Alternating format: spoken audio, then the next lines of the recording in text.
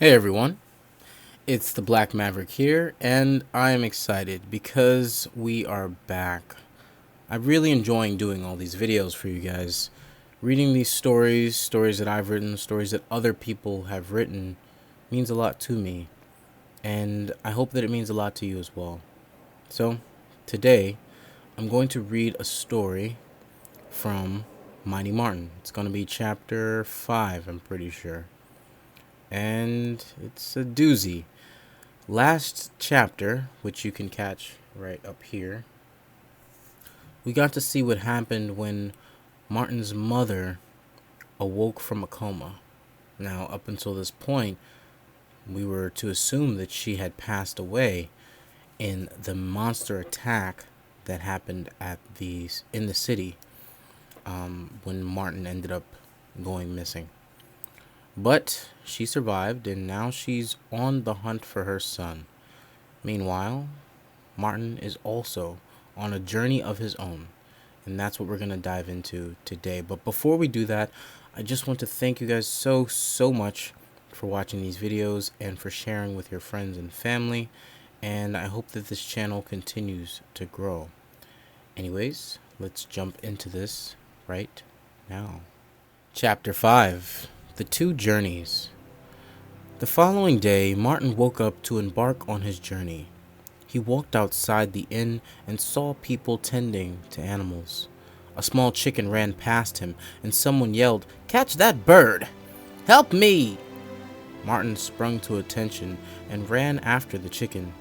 Eventually, he caught it, but realized he was no longer by the inn. When he looked up, he saw a man hammering on a piece of metal and dipping it into a flame pit. Martin was intrigued by this process and continued to observe. When the tall, sturdy man with a long beard noticed, he told Martin to come closer. Martin walked up to the man and said, "Hi, my name's Martin." The man said, Martin? That's a very uncommon name around here. Where are you from? And what are you wearing?" Martin looked down at his raggedy bomber jacket and his torn, baggy jeans. He did not look his best, but knew that the man meant something else. He responded, "I'm from the human world, a planet called Earth. I do not have any new clothing." The man said, "Well, my name is Duram. I'm this town's best blacksmith here. Earth? That's a long way from here, child. How'd you get here?" Martin was shocked that the blacksmith knew of Earth. People here seemed to know more than they were letting on. "You know where I'm from? How?" Where I'm from, people don't know of this place." Duram laughed and said, "You're in a land of wonder. This place is the Boggy Creek, but many other lands are here. You will see soon enough, Earth boy. You see, Earth is a planet in the plane below ours. We're in a plane that is vibrationally higher than yours. I'm shocked you can function in a place with a higher frequency than your world. Are you even human?" Martin was confused. He did not know what Duram was talking about, but didn't want to contest his words. "I'm a human with special abilities. I can see into the great mirror from my world. I'm the only one who can see it without using special tools." Duram said, "Ah, so you have a veil over your eyes, child. Yes, you are human, but a part of you is much more. You will understand in time." Duram was not making himself clear to Martin, but Martin remembered he still needed to give the chicken he was holding back to the farmer. He said his goodbyes to Duram, but before he could leave, Duram stopped him and said, "Hey child, I do not know where you intend to go or how you arrived in these lands, but I want to aid you on your journey. I know a good-hearted man when I see one. Take this weapon with you. It's one of my most versatile blades. It'll serve you well. Duram tossed the blade to Martin, and he caught it. The blade was in a sheath that was decorated with a shiny mineral that Martin had never seen before. He thanked Duram and continued on his way, finding the farmer and giving him back his chicken. The farmer said, "Thank you, child. Here, take this as a token of my thanks." He handed Martin a bag of seeds and said, "There are special seeds that'll just grow just about anywhere. They can feed a village." Martin took the bag and smiled, but did not see a purpose in having seeds. When he arrived back at the inn entrance, he saw Eve drinking something that smelled delicious. "Evangeline, what's that?" She handed him another cup from the table that she was standing next to. Martin looked inside the cup and saw a dark liquid. It smelled like chocolate. When he took a sip, he floated to heaven. It tasted so sweet. It was creamy, and it made him feel warm. When they were done drinking their breakfast, they picked up a few bags that contained food and some survival items, then left to embark on their journey. For the first time in a long time, Martin woke up and received kindness from everyone he met. He knew that it was going to be a good day. Back on Earth, Regina waited for night to fall. When night finally fell, she clenched the arm of her chair and looked at the time. Suddenly, she stood up from her chair and moved her bags out to the mysterious neighbor's driveway where the vehicle was parked. It was a 2015, fully electric Toyota Tundra. She threw her bags into the cargo area and waited for the others to arrive. One by one, they came. 3 people agreed to come with her: Miss Mary, Miss Giovanni, and Mr. Schmidt. They all threw their bags into the cargo area and then closed the hood. The mysterious man lent them his car for their journey. He also lent them the map and gave them old walkie-talkies to communicate. "You will not be able to drive the entire way, but this route will save you days of travel by foot.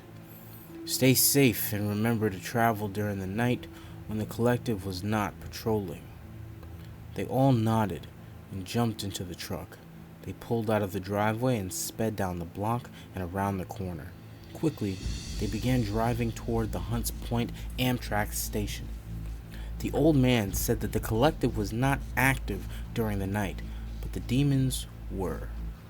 The group knew that the moment they left the force field's protection, they would be at the mercy of the monsters roaming freely. One of the men in the car looked at Regina and asked, "So, what's the plan for getting around those ghouls?" Regina looked at the man sternly, and then at a large duffel bag on the center console. Curious, the man looked at it. When he did, she grabbed the bag and dropped it in his lap. "Open it," she said. Nervously, he opened the bag and saw military-grade weapons inside.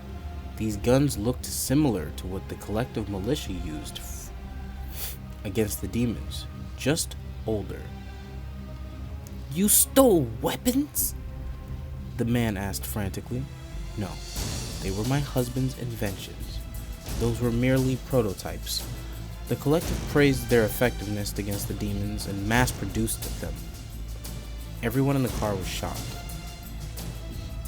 "Wouldn't an invention like this have made your husband rich?" the woman in the back seat asked. "It would have, if he had the rights to his invention. When we bought the idea to the collective, they were still seedlings. They promised my husband that he would have partial rights to the inventions, but they lied. Before we could figure out a way to legally fight their treachery, our home was attacked, and my husband, They all looked down and shook their heads. It did not shock them that something like that happened behind the scenes. He left these prototypes with me and showed me how to use them. I will give you all a crash course right now. Step 1. Turn that lever on the side of the weapon. It'll activate it, so be careful. The weapon is built similarly to an ordinary rifle, but you see that canister on the side there? They all nodded. That's the ammo. The only way to fire the gun is to prime the weapon first, but be careful. If you prime the weapon for too long, it will explode. Everyone watched intently and nodded in understanding before they heard a loud crash. Regina looked ahead and saw a car fly into a building and a woman holding a child running across the street ahead of them. Regina slammed on the brakes, everyone flying forward. The woman saw the vehicle and ran toward it. "Please, you have to help me. My brother is injured. It's a monster." Regina exited the car, and one of her allies said, "Regina, we can't help her. What about your son?" Regina looked back at the man and said, "My son wouldn't be able to look me in the eye if I didn't help. Give me the gun." They handed her a rifle and closed the door. Regina walked down the block toward the sound of glass breaking and metal crunching. When she turned the corner, she saw a mid-level demon hunched in front of a store. It was screaming and swiping at something inside. "Hey!" Regina screamed. "Are you hungry?" The monster stopped and looked at Regina. Its face was worn, and mold was growing under its eye. It looked like it was already dead. Suddenly, it let out a growl. The beast's teeth were slick with grayish-green saliva, and the inside of its mouth had a yellow glow. It stepped away from the store, and a man ran out from behind it, turning around the corner. That must have been the brother, Regina thought. She showed no fear when she looked the beast in its eyes. She closed hers and remembered the monster that crashed into her home 2 months ago. It was larger than this by at least 3 feet. It swiped at her kitchen, ripping it to shreds, and then burst into the bathroom while she was cleaning. The pipes burst and pressurized water sprayed her violently, blinding her momentarily. The beast swiped at her, sending her flying into a wall. She quickly refocused, seeing the monster running down the block to strike her now. She rolled out of the way before it landed its blow from above. She primed her weapon during her evasion, then took aim. She fired directly at the monster's neck when she saw an opening. Then, the monster collapsed into a pool of its own matter and burst into flames. Regina had a large pool of sweat forming on her forehead. She was calm during the action, but afterward began to feel very stressed. Before she could manage to think about what had just happened, the truck drove around the corner, and the man that was once in the passenger seat pulled up beside her. "Get in. We aren't alone anymore." She looked behind them and saw a horde of grunts flying and running toward the vehicle. Hastily, she jumped into it. To her surprise, the woman, child, and presumed brother were in the back seat, and Regina's other 2 neighbors were in the load bay. "They can't come with us, Hector. We have a mission, and it isn't safe." Hector looked at Regina and said, "They will die if we leave them. So for now, this is the best option." She could not argue that fact, but felt uneasy about going with them. She had one child to worry about, and that was enough. The group drove through the city, following the train tracks to an off-road path. That's when they picked up speed. Dirt and gravel flew up, and the child looked at the cloud of dust created by the truck in awe. The sun began to rise as they drove into the unknown. They were well on their way. And that concludes chapter 5. Okay. If you think that Regina is being a badass, comment that. I would really love to hear it. And give me some ideas. Tell me what you think she may do next. What's her next trump card? Because so far she's acting like she's a trained soldier, knows exactly how to use this gun, and has no fear in the face of monsters twice as tall as she is, maybe even more, right? If you have a story, you should be able to find my email in the description or on the about page, and you can absolutely email me a story that you'd like me to read. If it's a story that's like a personal story, I'll keep your name anonymous. Just let me know. I love spooky stories, love sci-fi, and pretty much everything in between. So let me know what you think. And yeah, I think that's it. Thank you so much, guys. Take care.